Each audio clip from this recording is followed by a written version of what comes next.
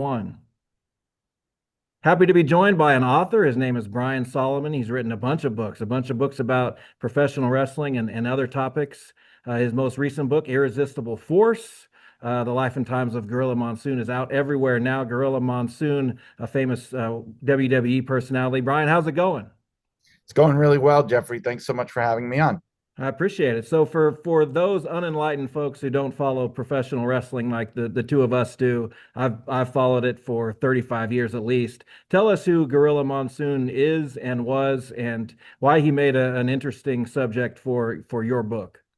Well, Gorilla Monsoon was a very pivotal figure in the history of what is now and what has been for a long time the preeminent, most dominant professional wrestling organization on the whole planet. So he was a kind of a foundational force in that company.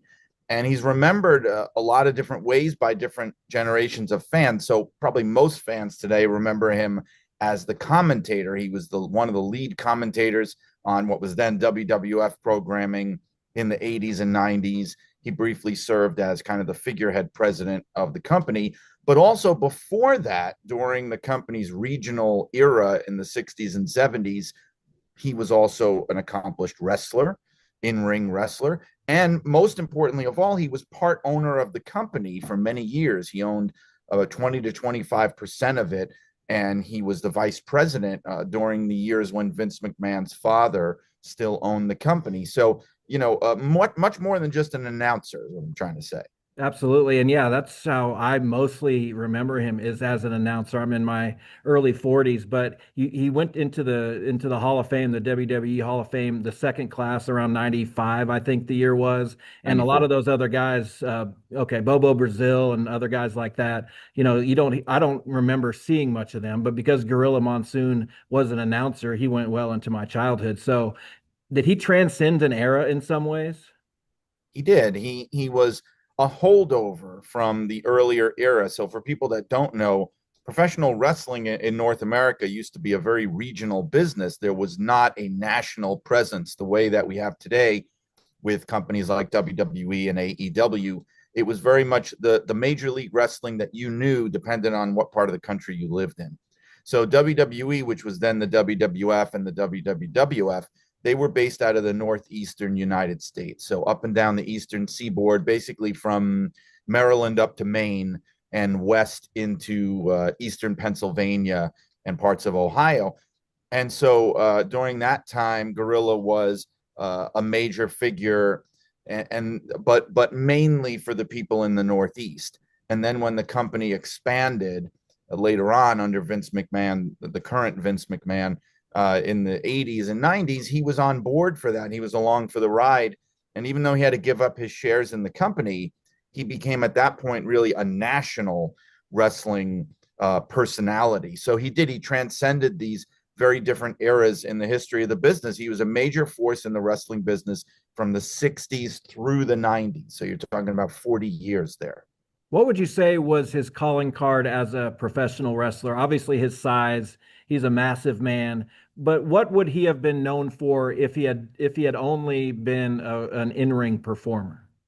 That's a good question because actually even had two phases of his in-ring wrestling career. So in the 1960s, when he first came on, especially when he started wrestling in 1960 professionally, but he first came to what was then the Worldwide Wrestling Federation in the summer of 63.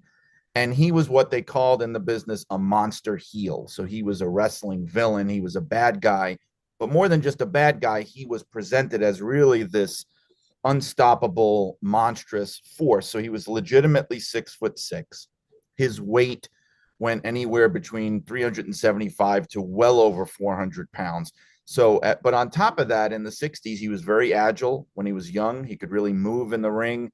And he had that reputation of being a very agile and very athletic big man. Now, once you go into the 70s, at that point, he's part owner of the company and he's starting to scale back his in-ring work. And he goes from being a bad guy to being one of the good guys, which was actually a much easier job for very complicated reasons. But for a lot of wrestlers, it was easier to do and required less commitment. And at that point, physically, because he was so big, even though he was only in his 30s and maybe early 40s, he was starting to slow down. And so his in ring style changed. It became much more, he was kind of banking more on his name recognition and on his popularity with fans. And he became more of a special attraction type of figure, like an Andre the Giant during those years.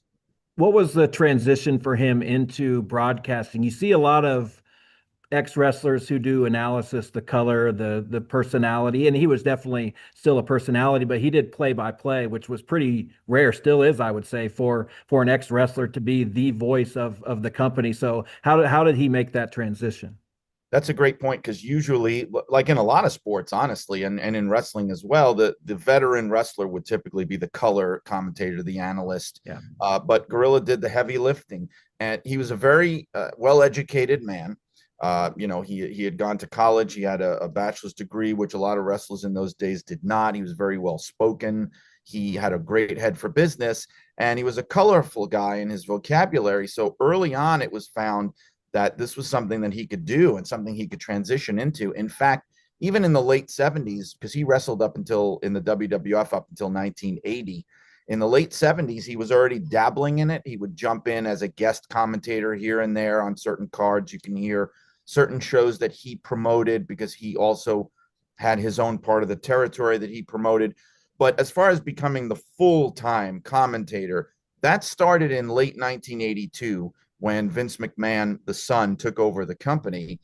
And Gorilla was no longer a part owner and Gorilla was no longer a wrestler. So this became his new job.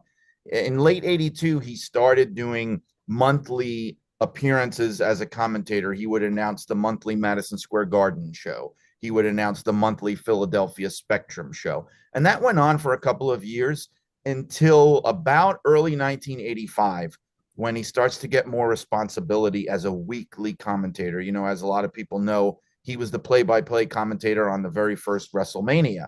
And at that point, he started to get more responsibility. By the summer of 85, he was doing weekly television, coming into people's homes as the voice of WWF wrestling on a weekly basis.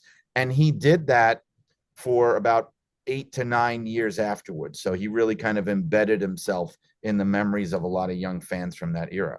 And he had two pretty notable partners in kind of that era, Jesse Ventura and Bobby Heenan. I want to ask you about them specifically in a bit, but everyone on earth who's involved in wrestling seems to have a podcast, and I've heard a bunch. He wasn't Gorilla I'm talking about. He wasn't really a great announcer. You just kind of remember him fondly from your childhood.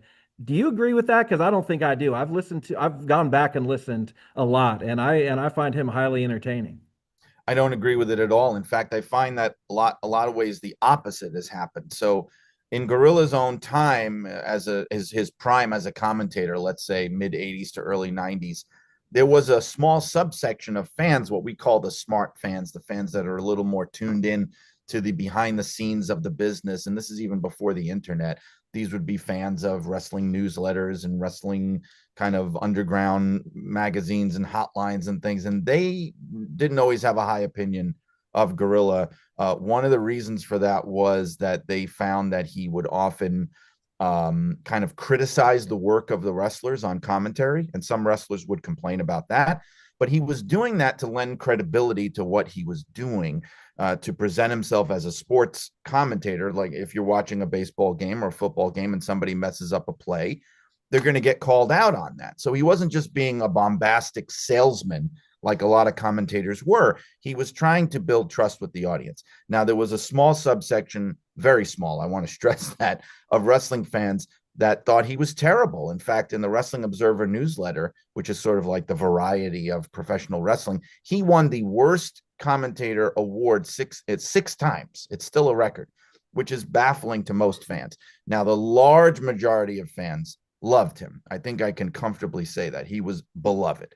And I feel like it almost like, you can compare him. There's examples in other sports like Phil Rizzuto for the Yankees.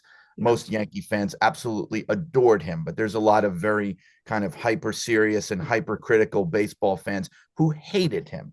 People like Harry Carey and things like that. It depends what you're looking for. If you're looking to be entertained or if you're looking to just be kind of purely informed. But I think nowadays the voices of those nostalgic fans who loved Gorilla Monsoon have really drowned out and kind of superseded those more kind of like hypercritical opinions that he was hit with. And by the way, I don't think he could cared less about it, that he was hit with during his prime years as a commentator.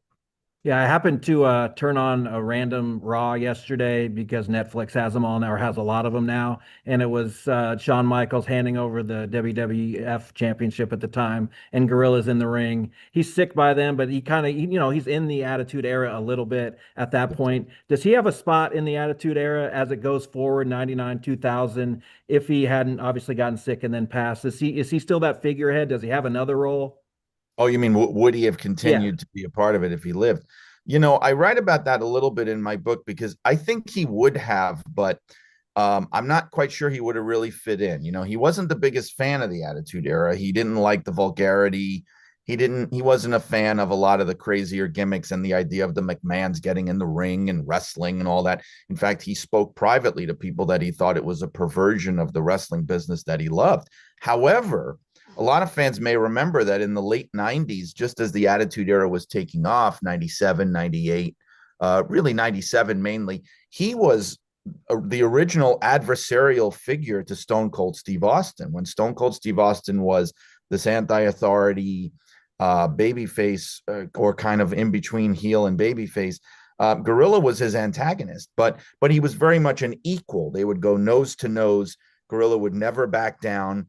And when Gorilla was taken off TV after he had a heart attack in 1997, that's when Vince McMahon stepped up and acknowledged himself on television as the owner of the company. And he became the authority figure, but he was a very different kind of authority figure. He was clearly very heelish. He was very hateable. He was evil. He was a coward, very different from Gorilla. And so I sometimes wonder, when Vince was the lead heel, he had his flunkies at the time. They were called the Stooges, and they were Pat Patterson and Jerry Briscoe, who were also veteran wrestlers, very well respected in the company, but they were portrayed as these bumbling stooges of Vince McMahon. Now, I wonder sometimes if that would have been the role that they would have tried to force Gorilla Monsoon into. I don't think he would have fit in that role. It wouldn't have worked. He had too much authority. He had too much respect for himself. The fans loved him too much. I just think, in a way, it was like he had to step aside in order for the Attitude Era to really take off. So I don't know how much of a part he would have played in it. Yeah, and around that time, later in Gorilla's life, his son Joey passed away in a car crash. How did that affect Gorilla? We didn't know as an audience really that those two were father and son. So did he have to push that down professionally in a way?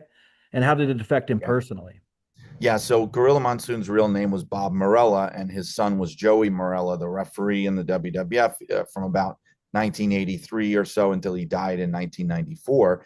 And, it was a heartbreaker. Like, everyone I talked to about this would tell me how Gorilla never got over this. So he died on July 4th, 1994, in a very unfortunate car accident on the New Jersey Turnpike. He fell asleep at the wheel and crashed into the median. And it was traveling in between shows, so there was a lot of complicated emotions there, where he was clearly being overworked.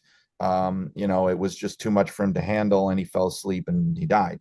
And Gorilla took this very hard, and kind of his enthusiasm for the business left him. And at that point too, he's doing less and less commentating. He had a job for life, so he was still part of the show. He would still come backstage. He was still involved, but he was doing less and less. And part of the reason they gave him that president position in 95, that was a figurehead position. He was basically a TV character playing the president of the World Wrestling Federation, which was a lot less of an involved job. He would show up on TV once every couple of weeks, issue a proclamation. Sometimes he wouldn't even be there in person, and that would be that. And it was a lot easier for him to do, but it still kept him on TV. So he sort of faded away, sadly, in those last 5 years of his life, doing less and less, really kind of a shell of his former self. And really his enthusiasm for life and for the business just sort of evaporated.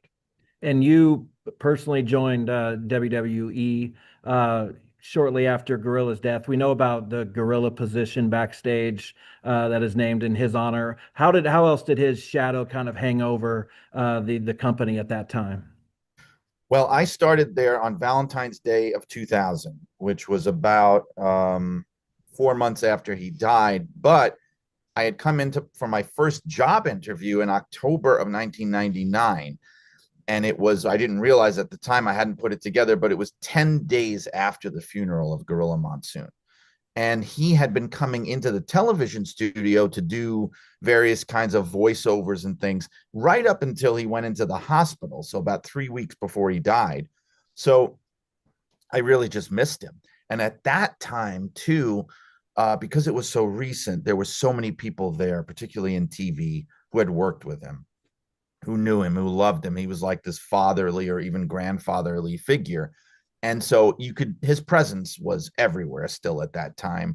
And in fact, I told the story in the book, but I remember one of my earliest memories of working there is I got an interoffice envelope on my desk, and I looked up the grid of the envelope, to see all the desks that it had passed through and all the people who'd had the envelope before me. And at the very top of the grid on the envelope, it just said Gorilla, you know, and that was a very sobering moment of realizing, he was a real person. He was here. I just missed him. I'm holding in my hands an envelope that he held in his hands, one of those things. So his presence was definitely still around for sure at that time. Yeah. What was his signature call, do you think? He had some catchphrases: irresistible force meeting the immovable object, will you stop, other things like that. Did he have one call that kind of rose above the others? Well, "Will you stop" is probably the most famous one, but that wasn't really a call of the action. That was what he would say to Bobby the Brain Heenan Yeah. all the time, as they were like sort of a comedy team of wrestling. He would always say, "Will you stop?" And it was kind of like, they were like Laurel and Hardy, Abbott Yeah. and Costello, Gilligan and the Skipper kind of a thing. But as far as calling the action, I mean, he would say, "History has been made here." He would say that a Stand lot. back to the rafters. Right. They are literally hanging from the rafters. Hulk Hogan was the greatest professional athlete in the world today. He had certain calls like that. The SRO lights have gone up early, those kind of things. He would say, "Stick a fork in him, ref. He's done." A lot of things that became cliches of wrestling for a lot of announcers that came after him, for sure. So you mentioned Heenan, I mentioned Heenan. We talked about Ventura. How would you compare his on-air, off-air kind of relationship styles, ways he went about his business with Jesse and with Bobby? So yeah, Jesse the Body Ventura, Bobby the Brain Heenan, those are his two most celebrated partners. They had very different on-air presentations and very different relationships away from the ring. So with Jesse, Jesse played the heel commentator for sure, and Gorilla was more of the baby face, but they both came across as very respected veterans of the ring who also, even though they disagreed, they had a respect for each other. They would give and take on commentary. They would even sometimes agree with each other, even though they had different philosophies about wrestling. And it worked really well. It gave a very sports like presentation to the wrestling. Away from the ring, it was a very professional relationship. I wouldn't say that they were close friends or anything. It was just very professional. Also, Gorilla was part of the office, and Jesse was very much a pro worker, kind of like he very often tried to unionize the wrestlers and things like that. So that might have caused some contention between them. I don't say that they were not friends. I think that they were, but they were more professional colleagues. With Bobby Heenan, it was very different. So ironically, they were much more antagonistic on the air. They would Yeah. fight, they would bicker, they would argue. Bobby would they never agreed on anything. Bobby would go for the heels nonstop. He would say the most ridiculous things to justify the heels' behavior, and Gorilla would always defend the baby faces and just denigrate Bobby. And it was very much a much more black and white. And I think maybe that's what the company wanted: good and bad, less nuance than with Jesse. But they were much funnier as well. They were comedy team. Away from the cameras, though, they were the best of friends. I would go so far as to say they loved each other like brothers, Yeah. and they were probably the best friends that either man ever had in their life. And they maintained a close relationship even after Bobby left the company in 1993. They continued to see each other all the way through to 1999 when Gorilla passed away.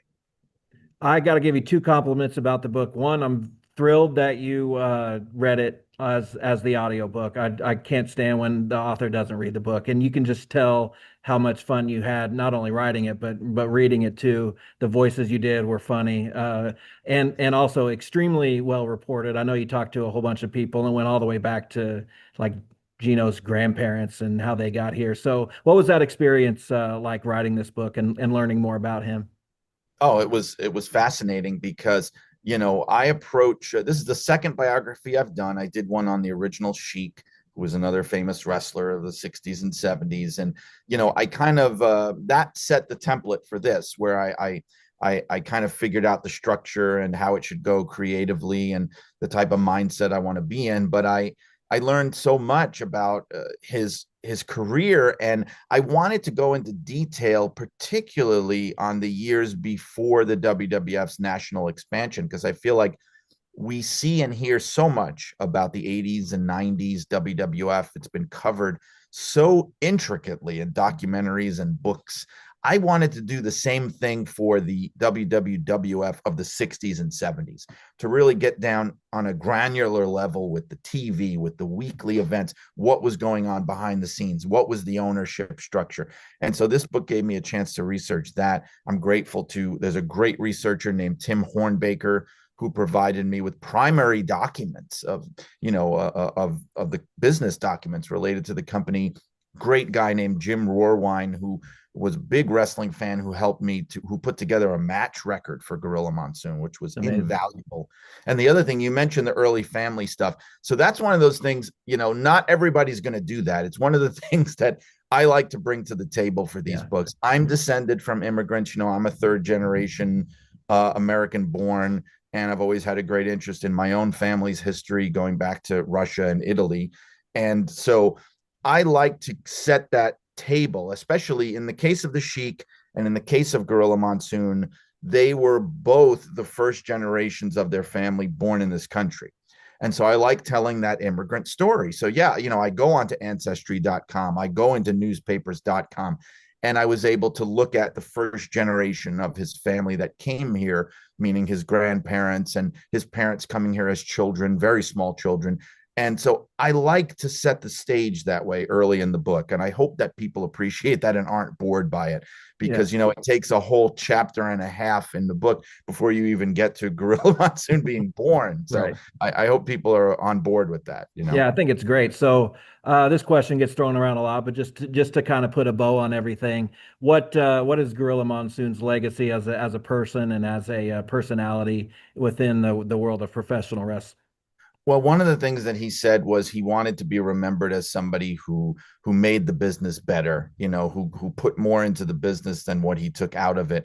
And I think that he succeeded in doing that. I've rarely, if ever, come across someone who was so universally loved in the business. You don't find that a lot in wrestling. There's a lot of grudges. There's a lot of people who like to talk bad about other people, or who have chips on their shoulders and things, and bitterness and conflict. Not the case here. I mean, there was so many compliments that I created kind of a spread in the beginning of the book, 2 pages of just random compliments from people who loved him, because there were so many.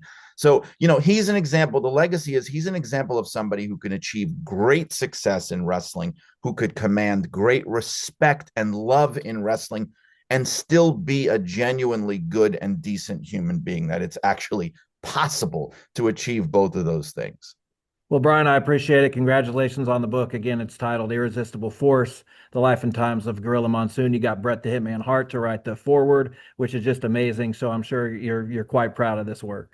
I am. I always forget to mention that. Brett's going to kill me one of these days, but I was able to get that, and I never realized the close connection that they even had, to the degree that they had, until I started talking to Brett. I was originally just interviewing him for the book, Yeah. and when I realized their connection, I said, "Would you like to write the forward to this?" And he jumped on it. So I'm very grateful for that as well.